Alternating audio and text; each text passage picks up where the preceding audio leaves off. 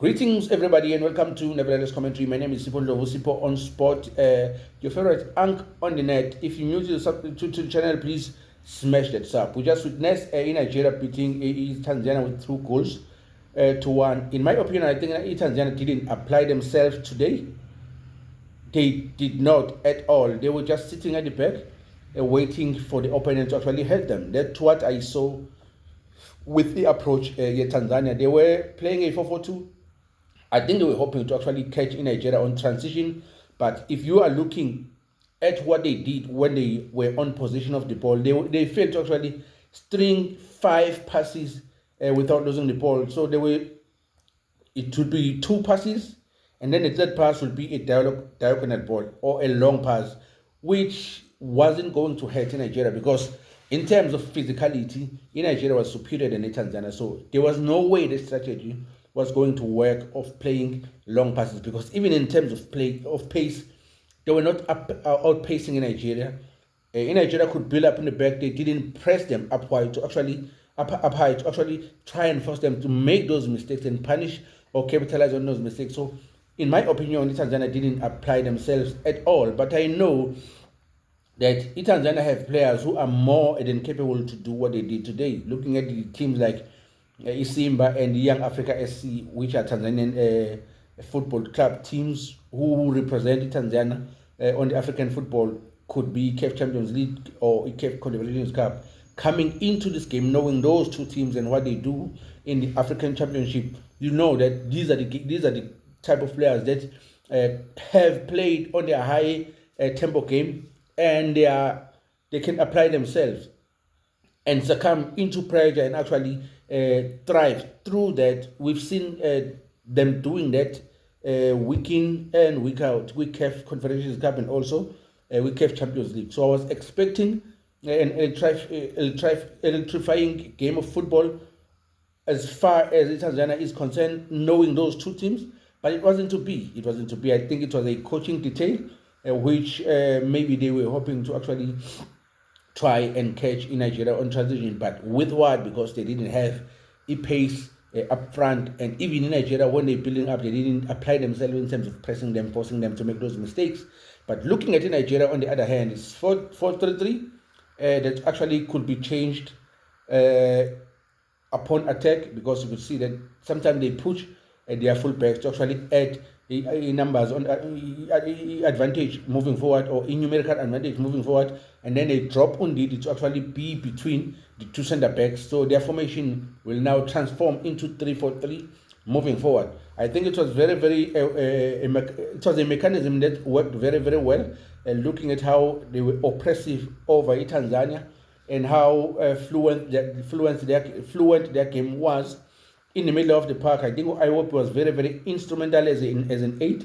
He was initiating the play, stringing in those passes, finding Osimhen in the number of plays, and Victor Osimhen, his runs off the ball, pitting with the defenders. I think it was impressive in my opinion. He should have actually punished Tanzania maybe 2 or 3 goals just by himself, with the brilliant runs that he was making. He actually had some dribbles over a goalkeeper, but then the final product wasn't there. So there were a number of changes that Victor Osimhen have had, maybe 5 of them, but nothing materialized out of that. But kudos, Nigeria ended up winning that game with 2-1. I think introduction also got Simon on the wing for Chikwezi. I think he brought a spark on the Nigerian side. He brought aggression, and he could take on a fullback in Tanzania, forcing them to defend on a low block, which was very, very actually risky. If you look in terms of Nigeria physically were present and they were superior in terms of play, even the quality of players, you could see it was evident that Nigeria has a quality on their side, hence they won the game. But the goalkeeper, I think, came to the party, made some brilliant save.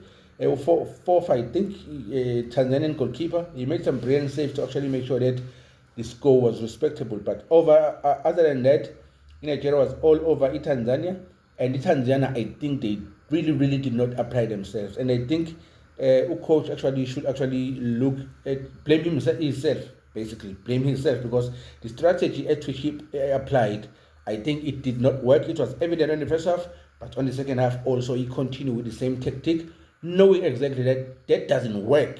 So I do not know, I do not understand why you could sit on the bench and watch the game, and you cannot identify what works and what's not working.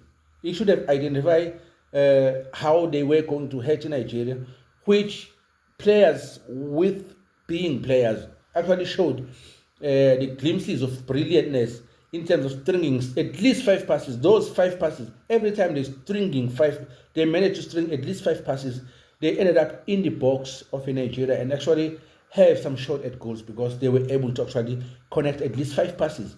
But in most cases, it was 3 passes. The fourth one was a long pass or a diagonal pass, which was a lost ball because Nigerians were actually stronger aerially and physically were superior than Tanzania. So there was no way that Tanzanian players were going to win those one-on-one duels against the Nigerians. So hard luck to them. I think they could have done better. I think this one is for the coach. He should have identified how to hurt Nigeria and actually coach or give players the advice or a know-how to break in Nigeria, because I was sitting here watching the game, but I could see that if they can manage to string in passes, at least short passing game, dribble the Nigerians, open the space for one another, string in those passes moving forward, be patient enough to make sure that you open up yourself to create the space for the player on the ball, give him at least 2 options, avail yourself, be willing to play, show that you do want to play, you are here to perform. I think that's what was needed with the Tanzanian side. If had they done that, I think they've had a chance to actually at least get a draw from that game, but it wasn't to be because they didn't apply themselves and the coach didn't see how he was going to. I think, in my opinion, he was just fearful for Nigeria because the same strategy that he came with on the first half, it was the same strategy throughout the entire game. Even at 80th minute, they were losing with 2-1, but they wouldn't apply themselves. They would sit at the back, protecting that 2-1 loss. I think, in my opinion, it was very, very poor on coach's perspective. He could have done better as a coach, and I think if he had actually let his players apply themselves, maybe they could have gotten something out of that game. But congratulations to the Nigerians. If you find people who are sleeping on the field, that's what you do. You grab the maximum points. Congratulations to the Nigerians. They should celebrate. They deserve that one. They were a better team. They were superior than Tanzania, and they applied themselves more. They showed that they want the win more than the Tanzanians, and they got it. That's what happens. Those who are willing to actually get the points, they get the points. Those who aren't, don't. So that's the nature of the game. Congratulations to the Nigerians. I'd like to the Tanzanians. I think your coach let you down. So that's the end of the game. I'm hoping that I'm going to see Tunisia next. I'm not sure, but I'm a little bit tired. I might cover it, I might not. Maybe I will sleep before the game ends. But if you're new to the channel, smash that sub, share our content, have your say. We really like to hear your opinion in terms of our content. Thank you. My name is Sipon Lovo. This is Sipon Sport. Nevertheless, commentary is your favorite anchor on the net. Don't forget to sub. Bye bye. Peace.